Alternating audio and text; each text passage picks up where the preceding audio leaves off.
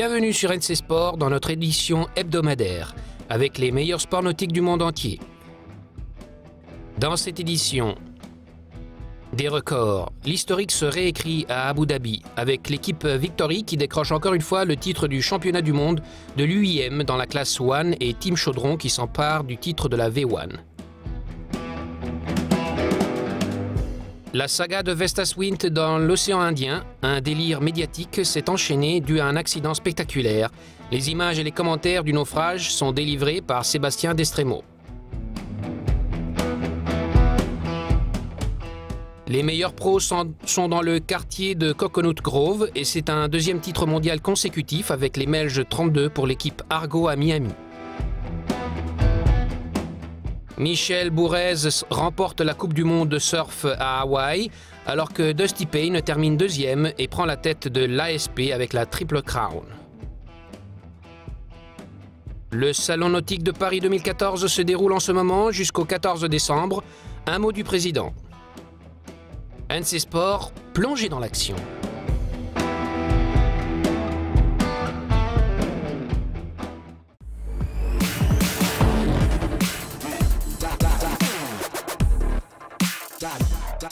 La finale de saison 2014 durant l'UIM Class 1 et V1 a secoué les Émirats vendredi dernier avec les deux dernières courses clés du Grand Prix d'Abu Dhabi.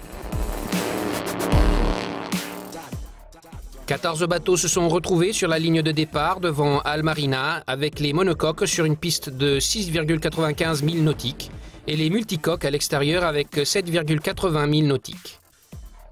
Les flottes ont couru dans l'ordre, la course a établi 10 tours autour de l'île Lulu. Elle a offert des conditions spectaculaires de surface agitée et plate. L'histoire des hors-bords a été réécrite en classe 1. Arif Al-Zafaïn et Nadir bin Heidi ont confirmé toutes les prévisions en remportant la pole position et les deux courses de la journée sans l'ombre d'un doute. Les chiffres sont vraiment impressionnants. Team Victory arrive à la 14e Crown mondiale, tandis que pour l'équipage, ici dans leur propre eau d'Abu Dhabi, c'est le 7e titre mondial. Pour couronner le tout, de son côté, Al-Zafaïn a scellé sa 42e victoire du Grand Prix. Il égale actuellement la légende anglaise de tous les temps, Steve Curtis, pour le record de longévité de carrière.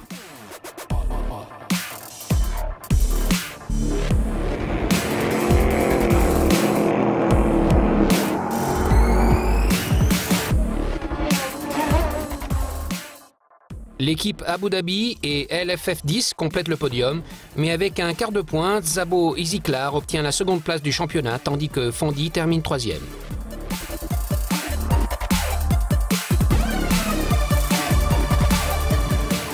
Avec des moyennes de vitesse supérieures à 90 nœuds, Aaron Siantar et Dominique Martini de l'équipe Chaudron étaient aussi les grands favoris.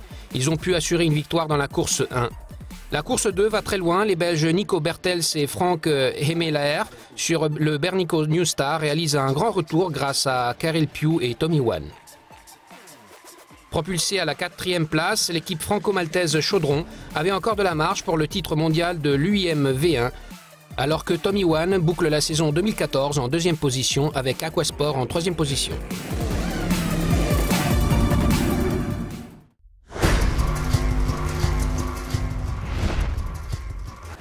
Vous regardez le journal de la voile Desktop News. Bienvenue au bureau. Un bureau qui donne un peu la nausée ce matin quand on voit Vestas Wind échouer sur ce récif de corail. Attention, certaines images dans ce reportage sont très douloureuses à regarder. Dans quelques secondes, on va découvrir la force de l'impact au moment du choc à bord. Et on se rend compte que l'équipage n'a aucune idée de la proximité d'un danger. Une grosse bourde. Une erreur colossale. Une erreur humaine.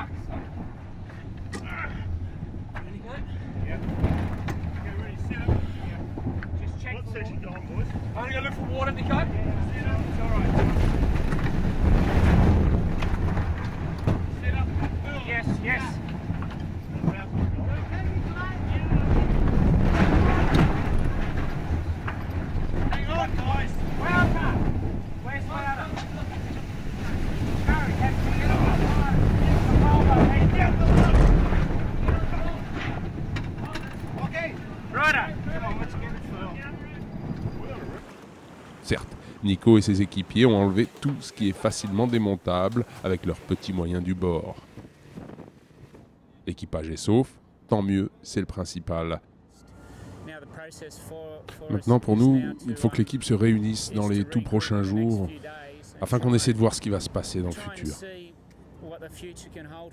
Je ne peux pas croire que c'est la fin de l'histoire de cette équipe. Mais on va bien voir dans les prochains jours. Excuse-moi Chris, mais honnêtement, aujourd'hui, on n'en a rien à faire que Team Vestas reprenne la course ou pas. La voile est un sport propre, et ce tas de carbone ne peut pas rester sur ce récif de corail. Alors Nico, en tant que skipper du bateau, ou Knut, en tant que patron de la Volvo, s'il vous plaît, dégagez cette épave de là.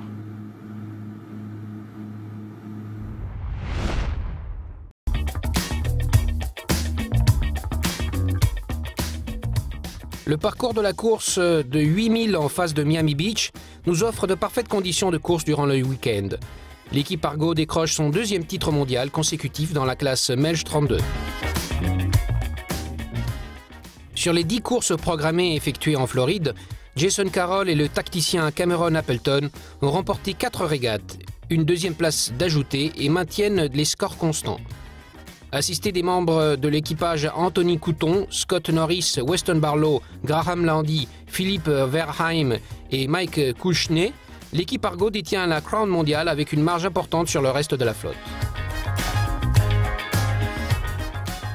7 points de retard sur les Italiens de Torpy One avec Edoardo Lupi, Massimo Pessina et leur tacticien Lorenzo Bressani. Ils obtiennent la deuxième place sur le podium pour les Melges 32 mondes.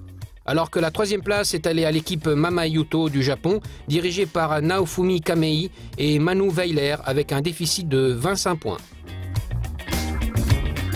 Accueilli dans le Coconut Grove Sailing Club, ce championnat du monde a vu défiler une brochette de professionnels remarquables et chevronnés qui terminent l'événement dans les 10 premières places, y compris les héros de la Coupe d'Amérique d'hier et d'aujourd'hui, comme par exemple James Spithill, Terry Hutchinson, Morgan Larsson et Vasco Vascoto, maintenant formant une équipe avec le prince de Monaco, Pierre Casiraghi.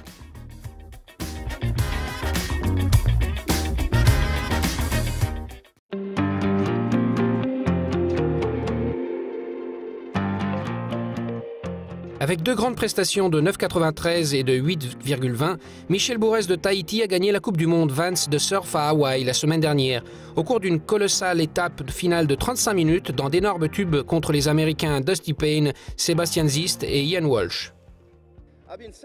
Je suis arrivé deuxième pas mal de fois, vous savez, je m'y suis fait, mais Dusty a déjà eu plusieurs bons résultats cette année. Il a gagné à Hailewa et il vient de gagner pour la deuxième fois. Apparemment, c'est le leader de la Triple Crown et on s'attend à tout avec ce gars. Avec lui, tout peut arriver et je suis sûr que ça va devenir un sacré exemple.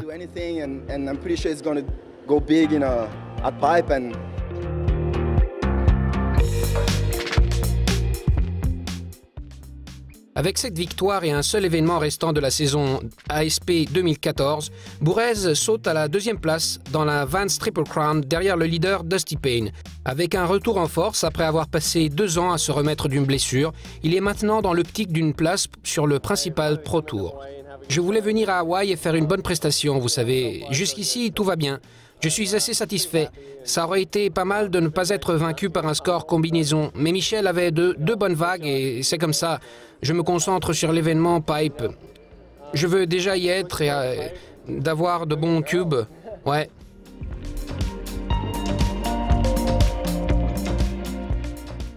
La grande fête bat de son plein à Hawaï. Les Men's Pipe et les Billabong Pipe Masters décideront de tout. Les séries de qualification, les VTC et WCT, les mises à jour complètes prochainement sur NC Sport.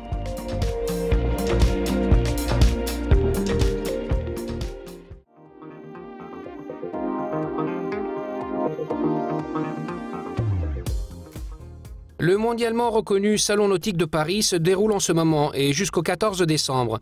L'équipe de Nautical Channel se trouve également à la porte de Versailles pour nous offrir un reportage exceptionnel avec les dernières versions et les dernières tendances de ce secteur. Voici un aperçu rapide et quelques explications avec le président Alain Pichavant. Le nautique reste le grand rendez-vous annuel donc, de toute l'industrie avec près de 1200 bateaux, 150 exposants, 240 000 visiteurs attendus. Mais c'est aussi un rendez-vous pour tout l'univers nautique, c'est-à-dire les courses au large entre autres, qui sont bien sûr très présentes chaque année à la porte de Versailles. Le salon nautique a une forte image de voile, entre autres parce qu'on a 2 grands chantiers français qui sont omniprésents et qui sont les leaders mondiaux depuis des années. Mais cette année, au salon, on a décidé de mettre un coup de projecteur sur le motonautisme qui représente aujourd'hui près de 80% des ventes de bateaux en France, par exemple, et sans doute près de 90% dans le monde. Pour sa 5e édition, le Nautic Sub Paris Crossing, donc la traversée de Paris en stand-up paddle, s'agrandit encore, puisque de 300 compétiteurs l'an passé, on passe cette année à 400 compétiteurs. Les 400 places ont été bookées en une journée et le lendemain matin, on avait déjà 150 personnes sur la liste d'attente, donc on va vraiment refuser du monde.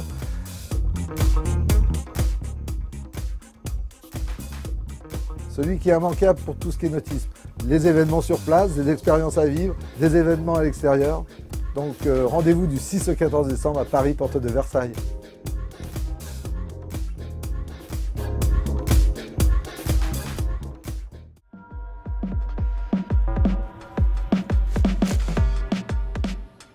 Accrochez-vous bien, amateurs de sport.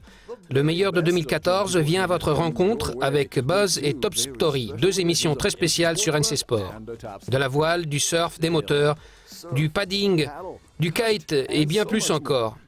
Rejoignez les tribus aquatiques pour les fêtes et ne manquez pas les moments forts de cette saison.